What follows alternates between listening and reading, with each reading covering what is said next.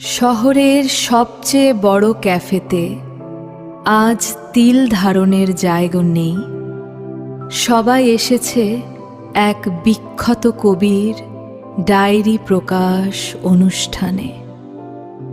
মঞ্চে বৈভব, তার পরনে নীলিমার প্রিয় সেই নীল রঙের পাঞ্জাবি, হাতে একটা জীর্ণ ডায়েরি।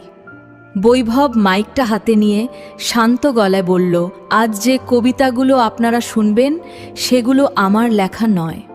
এগুলো এক চঞ্চল মেয়ের অব্যক্ত কথা, যে কোনোদিন জানতেই পারেনি আমি তাকে কতটা পড়তাম। ভিড়ের মধ্যে একটা গুঞ্জন উঠল। বৈভব ডায়েরির শেষ পাতাটা খুলল। সেখানে নীলিমার হাতের লেখায় শেষ লাইনটা ছিল, বৈভব, তুমি কি জানো, তোমার ওই না বলা কথাগুলোই ছিল আমার পৃথিবীর শ্রেষ্ঠ কবিতা।